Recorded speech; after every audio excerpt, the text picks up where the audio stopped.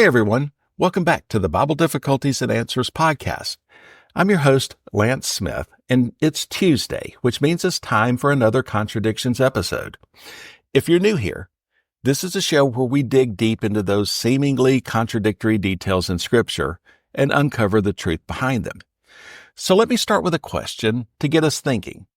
Did Jesus, Mary, and Joseph flee to Egypt after Jesus' birth, or did they head straight back to Nazareth? And why do the gospel accounts of Matthew and Luke appear to tell different versions of the story? Are these accounts truly at odds with one another? Or is there a way to make sense of it all? The Skeptic's Annotated Bible points out what it claims are contradictions in these stories. But here's the big question. Could these differences actually offer complementary perspectives instead of conflicts? Stick with me, because by the end of today's episode, you'll see how this story not only fits together, but reveals something truly extraordinary about God's bigger plan. Let's jump in and take a closer look.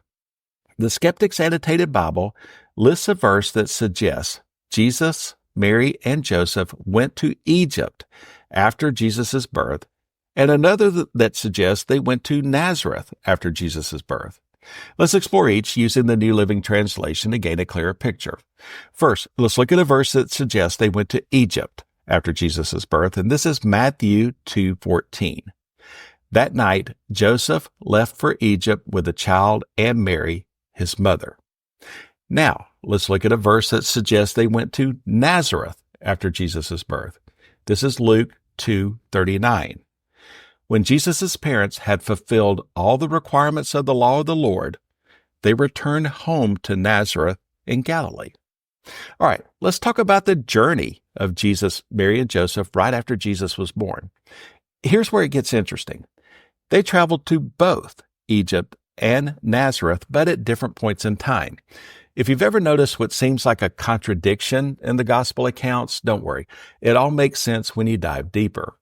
Matthew and Luke each focus on different parts of the story, and when you piece them together, the timeline actually works out.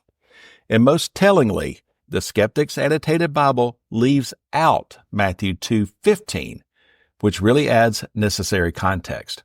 So let's unpack that a bit more. First, the journey to Egypt. So let's dive into Matthew's account of what happened after Jesus was born in Bethlehem. Here's the setting. Joseph gets an intense warning in a dream. He's told to pack up and take Mary and baby Jesus to Egypt because King Herod is plotting to kill the child. BibleStudy.org has an article, Journeys of Mary and Joseph, which gives this description of their travels, and I quote, Herod's cruel actions fulfill a prophecy regarding the slaughter of innocent children. That's Jeremiah 31:15. Their journey from Bethlehem to what is Egyptian-controlled territory, which was outside the jurisdiction of Herod, was at least 65 kilometers or 40 miles. After Herod dies in early 4 BC, Joseph has a dream where an angel tells him it is safe to return to Israel. Mary and the family's trip to and from Egypt is a fulfillment of Bible prophecy, which we see in Hosea 11:1. They soon began their travels back to Judea and Bethlehem, end quote. All right, interestingly, according to this article, the travel was to Egyptian-controlled territory, which was just a mere 40 miles away. But that still leaves the question of the timing of the journey.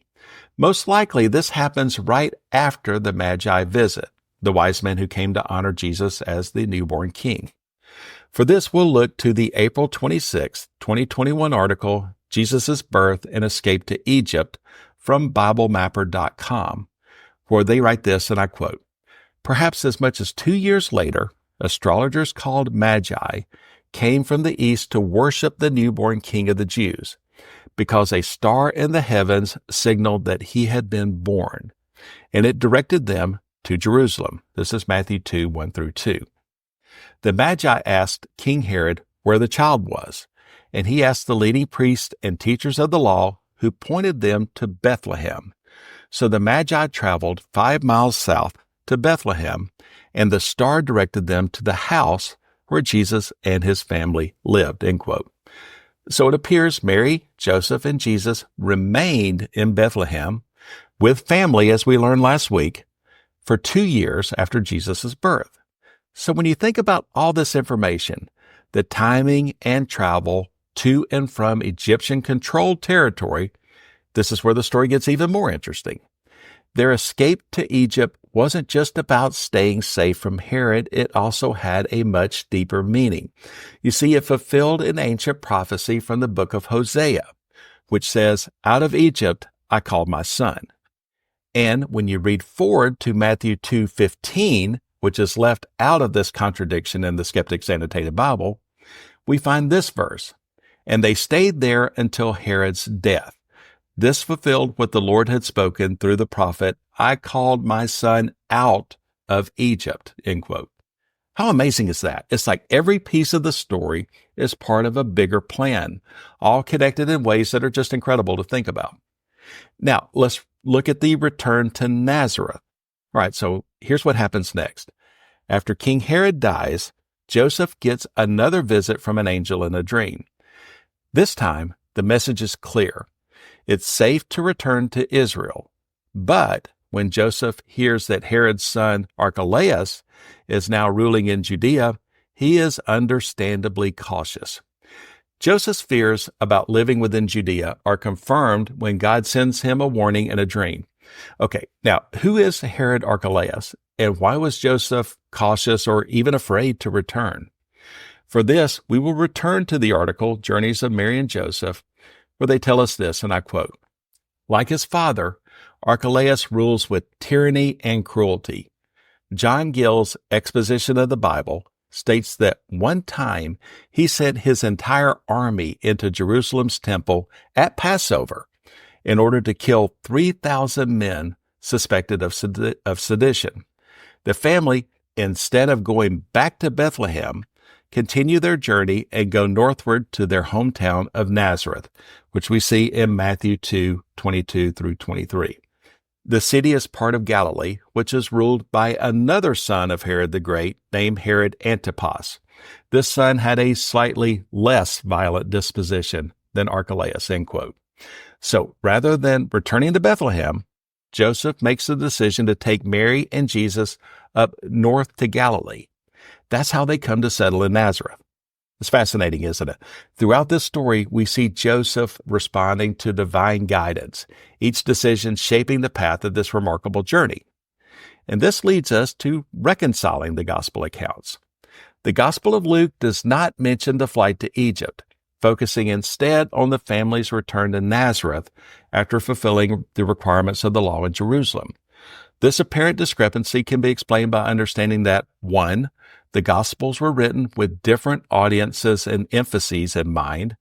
2, Luke's account may be summarizing events, not providing an exhaustive chronology. And 3, the silence of Luke regarding the Egypt journey does not negate Matthew's account. The exact timeline is not specified in the Gospels. Again, the major point is this. As stated in the article, Bible Contradiction, Did Jesus, Mary, and Joseph Go to Egypt or Nazareth? And this is from December 7th, 2016, where it says this, and I quote, "We must not make the chapter in Matthew and Luke to be a greater conflict than it ought to be. Looking at Matthew 2 and Luke 2, we see that both are in agreement that Joseph, Mary, and Jesus eventually settled in Nazareth. This is seen in Matthew 2:23 and Luke 2:39, end quote. So what's the takeaway?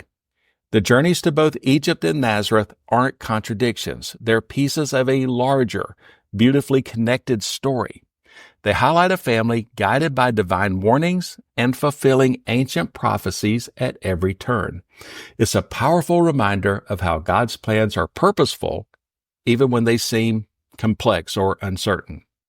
Thanks for joining me for this deep dive into the travels of Jesus, Mary, and Joseph. If you found this episode enlightening, I'd love for you to share it with a friend. Your support helps us continue exploring the fascinating complexities of Scripture together.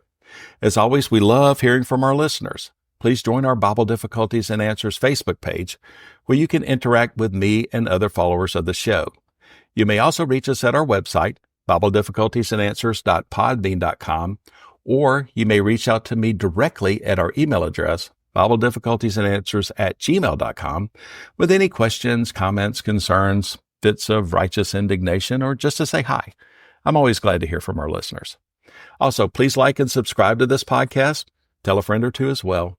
And also, write a review and give it a 5-star rating on Apple Podcast, Podbean, Spotify, YouTube, or any of your venues of choice. It really does help get the word out about the most amazing book ever written. Again, I'm Lance Smith. Until next time, I wish you good luck, good health, and God bless. So long, everybody.